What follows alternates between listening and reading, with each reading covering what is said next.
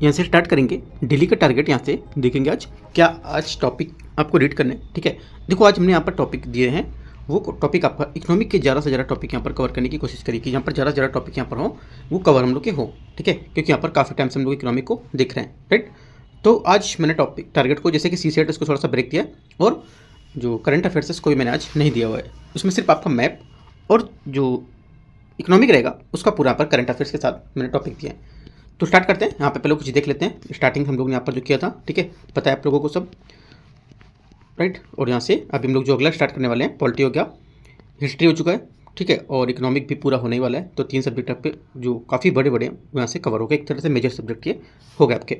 उसके बाद हम लोग ज्योग्राफी और इन्वायरमेंट को यहाँ से स्टार्ट करेंगे, वो करीब यहाँ से 3 से 4 दिन बाद या 5 दिन बाद, थोड़ा सा ये खत्म होने के बाद पूरा मैं आपको ब्रेक दूंगा, ठीक है।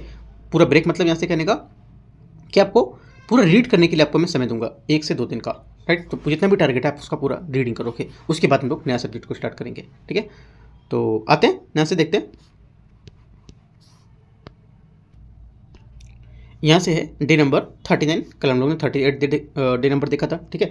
तो देखो यहाँ पर जो इसके MCQs हैं, अभी जैसे कि डे नंबर 38 है उसका MCQs अभी पेंडिंग है, ठीक है। तो मैं आपको करा दूंगा क्योंकि 37 जो MCQs है डे का वो मैं आज कराऊंगा 10 बजे से 10:30 बजे से, ठीक है। तो आप यहाँ से इसके जो टॉपिक थे डे नंबर 37 के वो पूरे कवर हो जाएंगे आपके।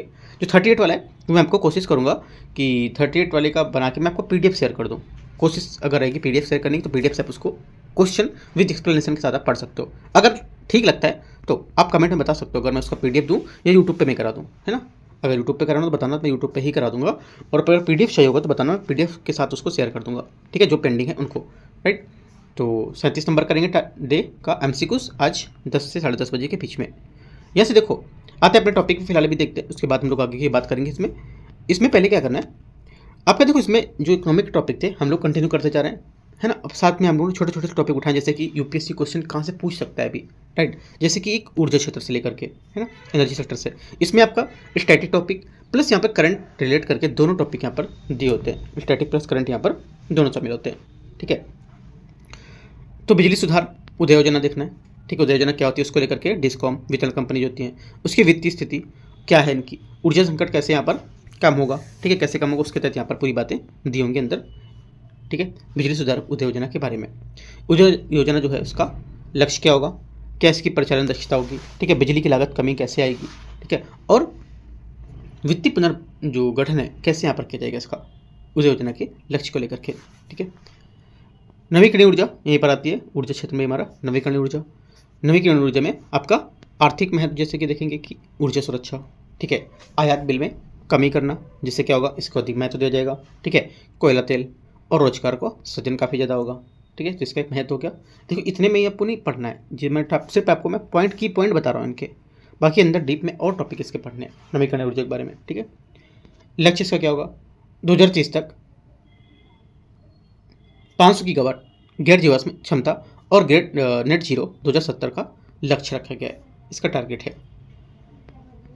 इसको लेकर के चुनौती भी है, जैसे कि ग्रिड एकीकरण करना, भंडारण स्टोरेज करना है, उसकी समस्या देखी गई है, और उच्च शुरुआती यहाँ पर लागत देखी गई थी, है। तो यहाँ पर 3 पॉइंट जो है उसको लेकर के आप यहाँ से अंदर जाकर डीप में चीज़ों को पढ़ोगे। देखो UPSC जो पूछ सकता है ना, मैं सिर्फ उतनी चीज़ें की वहाँ पर बात कर रहा हूँ, जैसे कि नवीकरणीय ऊर्जा को लेकर के बहुत सारी चीज़ें, जैसे कि आर्थिक महत्व हमारा UPSC के लिए इंपॉर्टेंट होता है, क्या इसका टारगेट है, क्या इसकी चुनौतियाँ हैं। तो 3 पॉइंट जो UPSC है उस यहाँ से क्वेश्चन घुमा सकता है, ठीक है। बाकी जितने भी बहुत सारे पॉइंट इसके अंदर नवीकरणीय ऊर्जा को लेकर के वो आपको नहीं पढ़ना है, ठीक है। हम लोग सिर्फ प्रीलिम्स की बात कर रहे हैं, ये भी नहीं कि आपको ये जो पढ़ रहे हो ये 2027 में काम आएगा, ऐसा कुछ 27 में भी काम नहीं आएगा, क्योंकि जो अभी न्यूज़ में है ना वो उस न्यूज़ की लेकर के बात की जा रही है, ठीक है। 27 का क्या होगा नहीं पता, वो बाद में जब होगा तब डिस्कस करेंगे, ठीक है। क्योंकि बहुत लोग अभी पूछ रहे थे कि सर क्या टारगेट 2027 में इसको कर सकते हैं, नहीं 27 के लिए अलग चलेगा। आपको अभी सिर्फ क्या करना है, 27 के लिए अगर पढ़ रहे हो तो अपने सब्जेक्ट पढ़ने हैं, ठीक है, यहाँ पर टारगेट पे नहीं आना है अभी, ठीक है। तो ये चीज़ आप लोग को यहाँ से कवर करनी है अगर 2026 एग्जाम देते हो तो, ठीक है। उसके पॉइंट ऑफ व्यू से यहाँ पर चीज़ें दी जा रही हैं अभी जो 24 में का एग्जाम है। उसके बाद अगला है परिवहन को लेकर के, आप क्या पढ़ो, जैसे कि सड़क क्षेत्र आ जाएगा, मतलब सड़क एरिया जो है ना, रोड्स, और रोड्स के तहत आपका आएगा HAM जो प्रोग्राम था, हाइब्रिड जो एन्युटी मॉडल है, 40-60 का जो रेशियो को लेकर के सरकार और निजी क्षेत्र को चलाई जा रही थी योजनाएं, ठीक है। बॉट मतलब बिल्ड ऑपरेट जो ट्रांसफ़र है, इसको लेकर के निजी क्षेत्र द्वारा यहाँ पर निर्माण, टोल वसूली, इसके तहत की जा रही थी, ठीक है। और ईपीसी मतलब इंजीनियरिंग यहाँ पर प्रोक्योरमेंट कंस्ट्रक्शन जो है इसको पूरी लागत के साथ सरकार वहन करती है और निजी कंपनियां केवल इसका निर्माण करती हैं। इसके बारे में बता रहा है ना। आगे रेलवे में आ जाएगा परिवहन में। रेलवे के यहाँ पर जो समिति कुछ है उसके हिसाब से आपको देखना है। बंदरगाह जो जलमार्ग हैं उसके हिसाब से आपको देखना है, जैसे कि सागरमाला परियोजना स्टार्ट की गई थी, ठीक है। तो इसको लेकर के आप यहाँ पर पूरा पढ़ोगे। अंतर्देशीय जलमार्ग में जैसे कि जलमार्ग अधिनियम, ये सस्ता बनाना और पर्यावरण को अनुकूल रखना, जिससे क्या ज़्यादा से ज़्यादा लोग तक इसको यूज करें, प्रयोग कर पाएँ इसको, ठीक है। आगे आते हैं निवेश मॉडल। निवेश मॉडल क्या होता है? इन्वेस्टमेंट जो यहाँ पर मॉडल्स होते हैं उसमें जैसे कि सार्वजनिक निवेश, जब सरकार स्वयं बुनियादी जो खर्च है, ढांचे उस पर खर्च करती है, जैसे कि पुल, स्कूल, ये आर्थिक मंदी के समय क्राउडिंग के लिए काफ़ी महत्वपूर्ण होता है, ठीक है। निवेश मॉडल देख सकते हो। आगे निजी निवेश लाभ आधारित यहाँ पर मॉडल जो होता है ये नवाचार और दक्षता लाता है, ठीक है। प्राइवेट पब्लिक पार्टनरशिप जो होता है इसको लेकर के कुछ रूप दिखा रखे हैं, जैसे स्विस चैलेंज, ठीक है। लीज यहाँ पर मॉडल, विजय केलकर समिति। तो यहाँ पर देखो जितने भी पॉइंट आ रहे हैं इन पॉइंट को लेकर के आपको डीप में जाके पढ़ना है, ठीक है। क्योंकि यूपीएससी क्या करता है, आपको टॉपिक से क्वेश्चन नहीं हो सकता, टॉपिक से पूछ ले, है ना।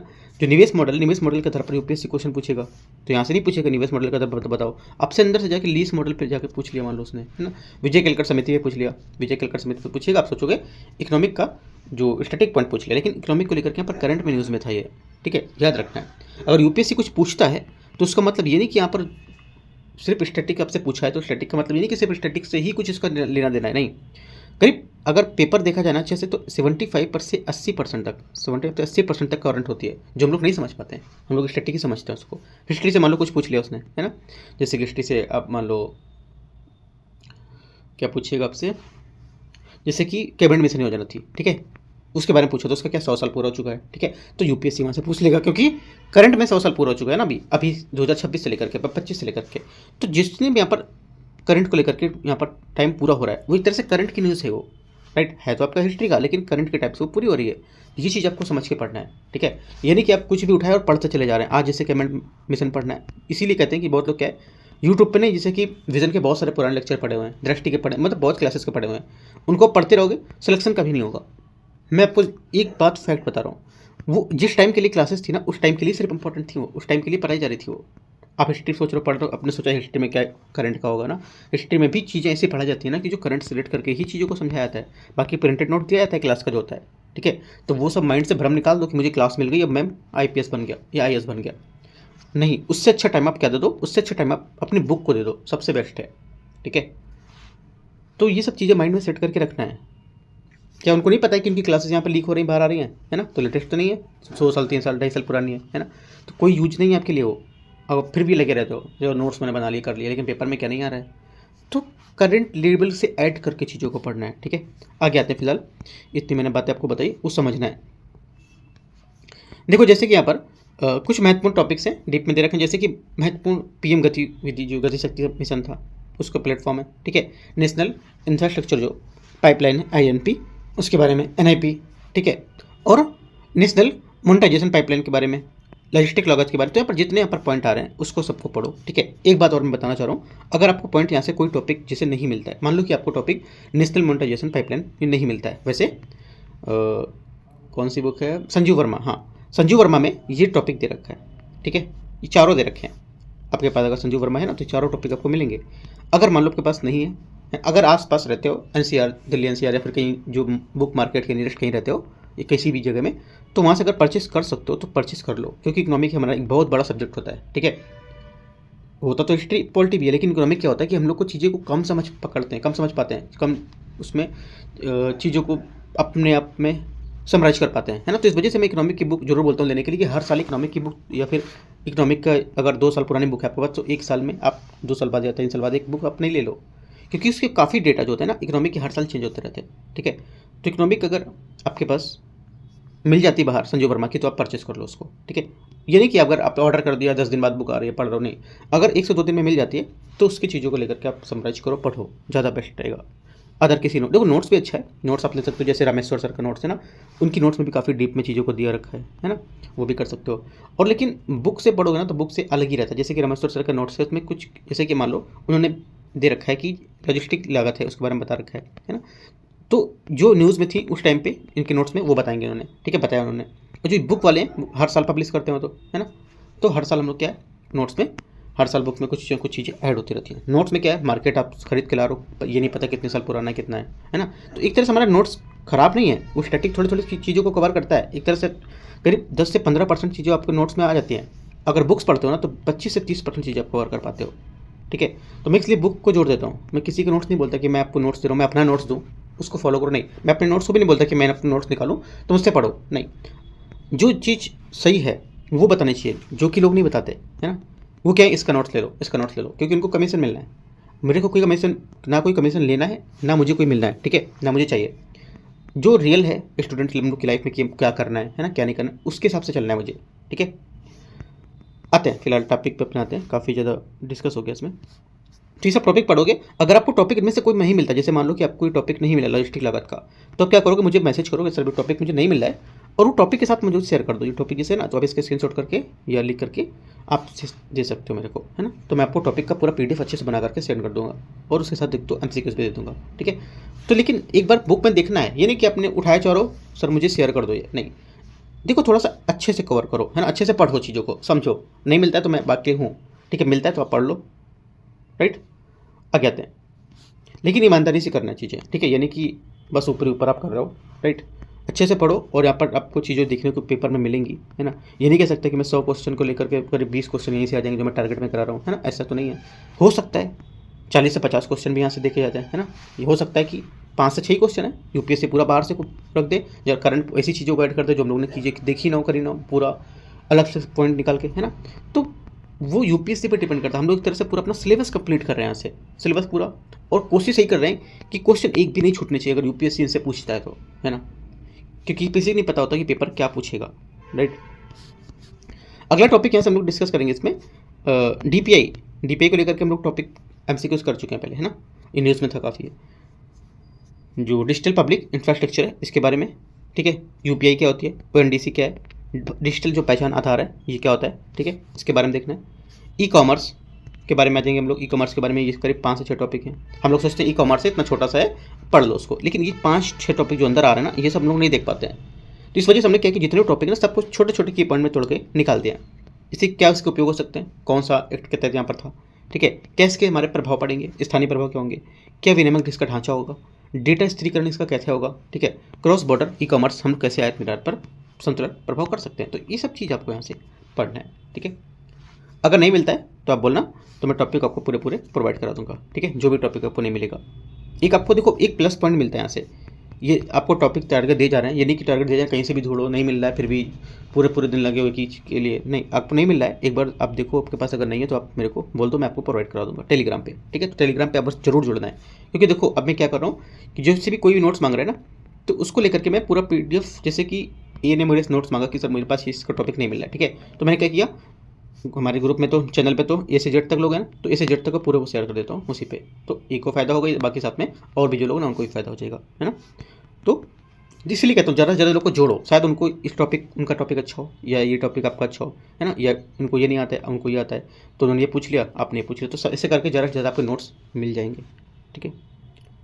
आगे क्रिप्टो करेंसी और ब्लॉकचेन को लेकर के यहाँ पर है, इसको देखना है, क्या यहाँ पर बैंक डिजिटल मुद्रा होती है ना, क्या यहाँ पर इसके ब्लॉकचेन का उपयोग है, तो इसको एक बार रीड करो। UPSC ने क्वेश्चन लास्ट टाइम पूछा है इस पर, ठीक है।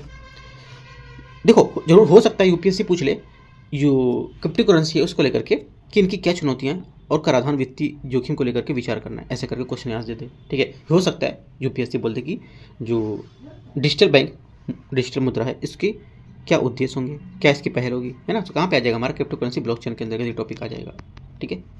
आगे आते हैं गिग और प्लेटफॉर्म इकोनॉमी, इसको लेकर के यहाँ से पूरा पढ़ना है आपको, ठीक है, ये सब टॉपिक दे रखे हैं। आगे आते हैं, देखो यहाँ से इतने टॉपिक आपको पूरे आज इकोनॉमिक के पढ़ने, काफ़ी ज़्यादा टॉपिक हैं, ठीक है, इस वजह से आज मैंने क्या है सिर्फ यहाँ पे इकोनॉमिक के ही टॉपिक दिए और यहाँ पर मैपिंग के चीज़ें दिए, बस 2 चीज़ आपको यहाँ से कवर करनी है, ठीक है। उसके बाद फिर हम लोग अगला कल करेंगे तो CSET ऐड कर लेंगे, है ना, और CSET की प्रैक्टिस जरूर करते रहना है, राइट।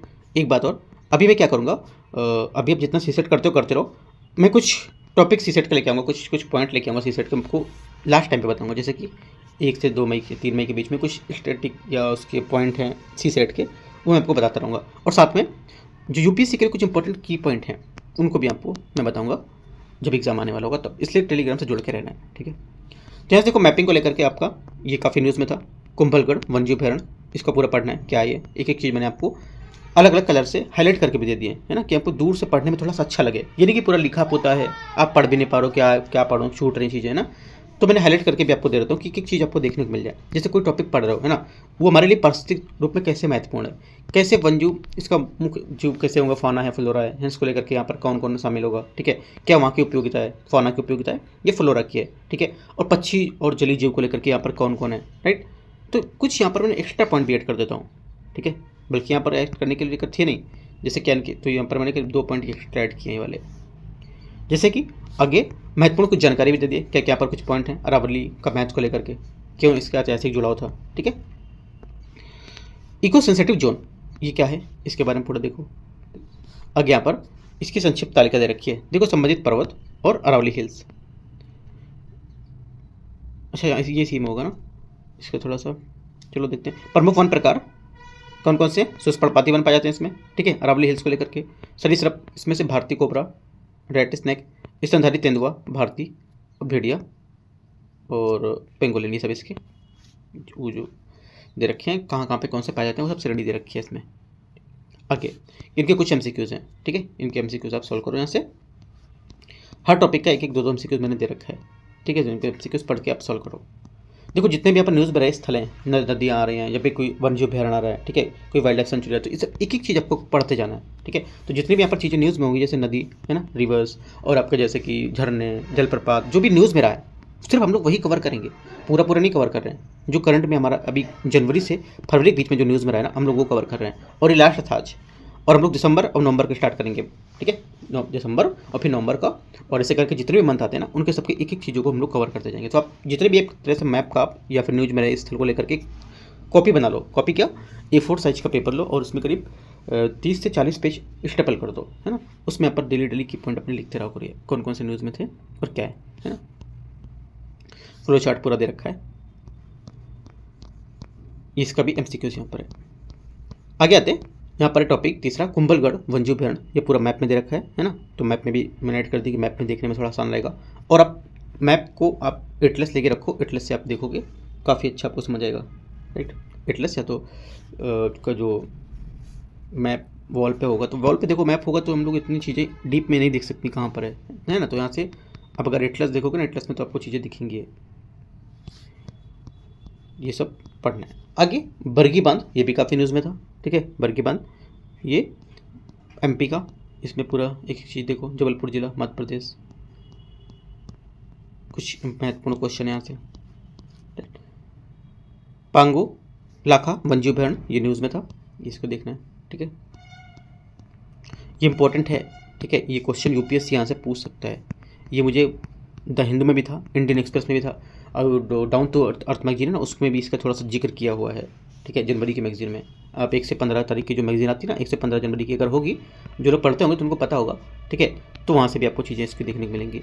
अभी देखो डाउन टू अर्थ मैगजीन है, उसका भी मैं कुछ क्वेश्चन टॉपिक निकाल के देने वाला हूँ, है ना, जो इंपॉर्टेंट होंगे इन्वायरमेंट को लेकर। जैसे इन्वायरमेंट अभी हम लोग करेंगे ना, इन्वायरमेंट ज्योग्राफी करेंगे साथ में, तो उसकी जो भी इंपॉर्टेंट चीज़ें आएंगी वो सब एक एक चीज़ों को हम लोग यहाँ से कवर करेंगे, ठीक है, कोई चीज़ नहीं छूटेगी वहाँ से, बस आपको अच्छे से पढ़ते जाना है मेहनत से, ठीक है। अज्ञात हैं, और देखो एक बात और, पढ़ते जाना साथ में, अगर नहीं मिलता है टॉपिक तो मुझे बताना भी है ना, ये नहीं कि कहीं से भी आप ढूंढ रहे हो नहीं मिल रहा फिर भी है, मैं आपको बता भी चुका हूँ बात पहले, नहीं मिलता है टॉपिक तो आप मेरे को बताओ, मैं आपको टॉपिक को प्रोवाइड करूँगा, ठीक है। ये सब आप कैसे कवर करो, कौन कौन से यहाँ पर इसमें जो पेड़ों की प्रजातियाँ पाई जाती हैं, है ना, कहाँ कहाँ पर इसका महत्वपूर्ण स्थल है, कौन कौन से इसमें जीव पाए जाते हैं, कौन से पक्षी होते हैं इसमें, ठीक है, और इसकी क्या विशेषता होती है, ठीक है। जैसे कि विशेषता कुंभलगढ़ की क्या होती है, ये राज्य राजस्थान में, पर्वत श्रृंखला इसकी अरावली, प्राचीन, जलवायु क्या इसकी शुष्क और गर्म। इसी को लेकर के जो पांगो लखा है इसमें कहाँ पर है, सिक्किम, पर्वत श्रृंखला, पूर्वी हिमालय और जलवायु, इसको लेकर के आपसे विचार करने दे सकते हैं दोनों कि कुंभलगढ़ और पांगो लखा के बारे में निम्नलिखित कथन पर विचार करना है, इनमें से इसकी क्या कौन सी समानता बताता है, बोलेगा इनमें कुंभलगढ़ और पांगो लखा में कौन सी समानता दिखाता है, इनमें से क्या समानता पाई जाती है दोनों में एक जैसी, तो क्या पाई जाती है, इनमें से कोई समानता इनकी नहीं पाई जाती। गर्म से उसका ये ठंडी में होगा, अरावली में ये पूर्वी में, ठीक है, राजस्थान में सिक्किम में, है ना, दोनों अलग है, तो याद रखना है। आपसे बोलेगा कुंभलगढ़ जो पांगो लखा है ये दोनों में एक ही जलवायु यहाँ पर पाई जाती है ना। ऐसे करके कुछ ध्यान रखना, इसलिए मैंने कंपेयर करके आपको बता दिया ये। इसके इको रीजन क्या होगा, इसमें कठियावाड़ गिर, ठीक है, ये पूर्वी हिमालय जो भी हॉट स्पॉट होगा। इसका रणनीतिक महत्व क्या होगा, ये एक ऐतिहासिक किला है और ये एक तरह से अंतर्राष्ट्रीय सीमा है, काफ़ी डिफरेंस है ना। तो कोई यहाँ पर समानता नहीं है, ठीक है। इस वजह से मैंने अलग अलग करके इनके अंतर को भी दिखा दिया। आप यहाँ तक नहीं पहुँच पाते, मैंने आपको टॉपिक दे दिया, आप टॉपिक पढ़ के खत्म कर देते, चलो हो गया, बस मैंने पढ़ लिया। अगर डिफरेंस आपसे पूछे तो पेपर में गलत करके आओगे, इसलिए मैंने सोचा चलो इसको भी ऐड कर देते हैं यहाँ से, कि आप चीज़ों को अगर करोगे तो यहाँ से समझ एक चीज़ माइंड में फिट हो जाएगी कि चलो ये चीज़ मैंने पढ़ा था, यहाँ पे नहीं होगा, है ना। आगे आते हैं। देखिए, माइंड फिट करना, समझाना, बताना बहुत बड़ी चीज़ होती है ये। एक होता है टॉपिक दे देना, टॉपिक दे के आप जाके पढ़ो, है ना। एक चीज़ होता है इसको समझा करके देना, वो बहुत इंपॉर्टेंट है यूपीएससी के लिए खास तौर से। अभी भी लोग टारगेट चला रहे हैं ना, दे रहे हैं, उन्होंने टॉपिक दे दिए, टॉपिक आप पढ़ के आओ, आप ढूंढो कैसे क्या करना है, और सिर्फ ऊपर ऊपर टॉपिक दे दिए। अंदर आप कम से कम अंदर उसमें देखोगे ना, कम से कम एक पेज आप पूरा भर जाएगा आपको सब टॉपिक निकालने में, है ना। तो क्या करना, कौन क्या कर रहा है मुझे नहीं पता, आप लोग अच्छे से बस यहाँ कर मेरे से जुड़े हो तो बहुत अच्छे से चीज़ों को कवर करो, एक एक चीज़ को, ठीक है। कुछ डाउट रहता तो बताया करो, है ना। टेलीग्राम पे जरूर जुड़ जाओ, वहाँ से भी कुछ रहेगा तो आप शेयर किया करो, कुछ पूछना है या कुछ बताना है तो। यहाँ से टॉपिक पूरे हुए, राइट, और हम लोग इसको एंड करते हैं। कुछ डाउट रहेगा बिल्कुल पूछो, ठीक है, अच्छे से पढ़ाई करो, और जो कुछ ऐड करना है तो बता भी सकते हो। कुछ कुछ चीज़ें भी मैं और ऐड करूँगा। अभी थोड़ा सा 1 तारीख तक मैं बिजी हूँ, करीब 1 से 2 3 तारीख 4 तारीख तक। तो जैसे ही फ्री होता हूँ मैं एक एक चीज़ और अच्छे से इसको कवर करूँगा। अच्छे से अभी भी कवर कर रहा हूँ, लेकिन और डीप में जा करके मैं टॉपिक को निकालूंगा, है ना, जब तक आपका ज्योग्राफी एनवायरनमेंट स्टार्ट हो जाएगा डे, है ना, वहाँ से। और अभी हम लोग इतनी चीज़ें कवर करते जा रहे हैं धीमे धीमे से, ठीक है। यहाँ से एंड करते हैं इसको, और चीज़ों को अच्छे से कवर करो, बताओ। और एमसीक्यूज हम लोग यहाँ से आज 10 बजे देखेंगे, डे नंबर 37 का। देखो जितने एमसीक्यूज यहाँ पर डे हो रहे हैं उसका छूटेगा कोई नहीं, इसका टेंशन मत लो, छूटेगा कोई नहीं। अगर छूटता भी है तो मैं आपको टेलीग्राम पे पीडीएफ के साथ आपको प्रोवाइड कर दूंगा, आप उससे रीडिंग कर लेना, ठीक है। अगर ऐसा कुछ लगेगा कि छूट रहा है तो उसकी टेंशन मत लो, राइट। बाकी अपना कुछ शेयर करना है तो शेयर किया करो, right. All the best, thank you.